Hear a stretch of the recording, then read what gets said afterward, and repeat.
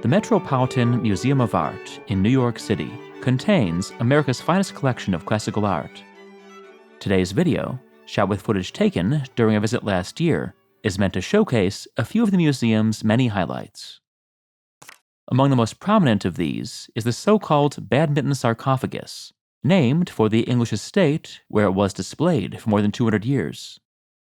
Carved at Rome in the late 3rd century, it represents the triumph of Dionysus in impressively high relief.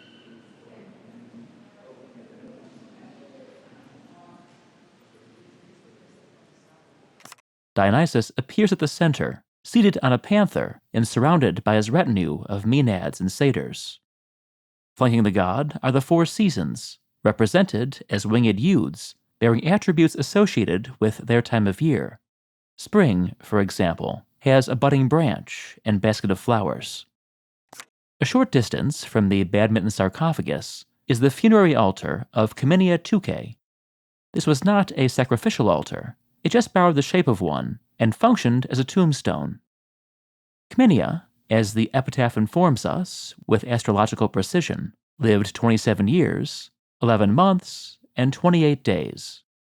Her spectacular hairstyle, with its rows of careful curls, dates her death to the late 1st century AD, when big hair was fashionable. A strikingly different hairdo is on display across the room, where an impressively ugly bronze statue glowers at passers-by. This is traditionally, but not certainly, a statue of Trebonianus Gallus, emperor for 2 years amid the chaos of the mid-3rd century. The statue, whose heroic nudity reflects a tradition dating back to classical Greece, once held a sword in its right hand and a spear in its left. Although the massively muscled body is idealized, the head, which seems too small for that huge torso, is not. The face wears an intense, rather abstract expression, similar to those seen on coins of the mid-3rd century. His cheeks are unshaven, and the hair is cropped close in military fashion. If this was indeed Gallus, this portrait bears witness to the stresses of ruling a collapsing empire.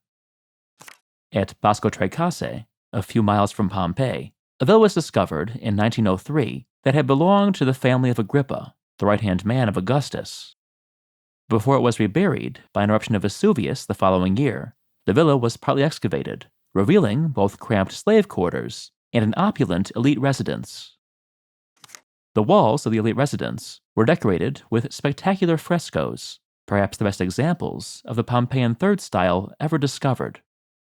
The so-called Black Room, its dark walls punctuated by delicate figures and vignettes, is especially striking.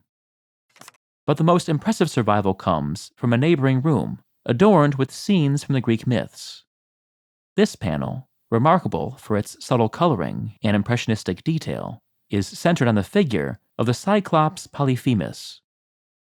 He occupies the center of the painting, reclining against a spire-like island and playing the panpipes as the sea nymph Galatea, on the left, rides past on a huge dolphin. Polyphemus appears again, comic strip-like, on a higher ledge of the island, hurling a rock at the vanishing ship of Odysseus.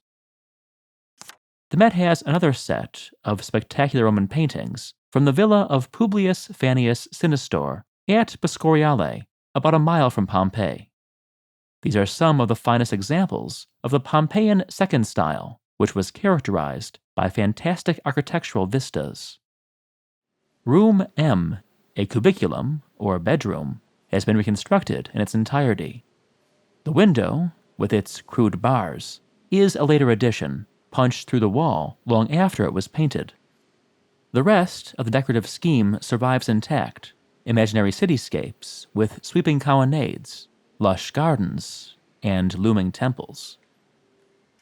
This is just a small sample of the Roman artifacts in the Met. There are thousands of others, from this elegant silver spork to this model of the Roman equivalent of a brass knuckle, to this couch used by a Roman emperor. For all these, and much more, I encourage you to check out the ancient galleries of the Met whenever you find yourself in New York City. Stay tuned for many more great museums, and thanks for watching.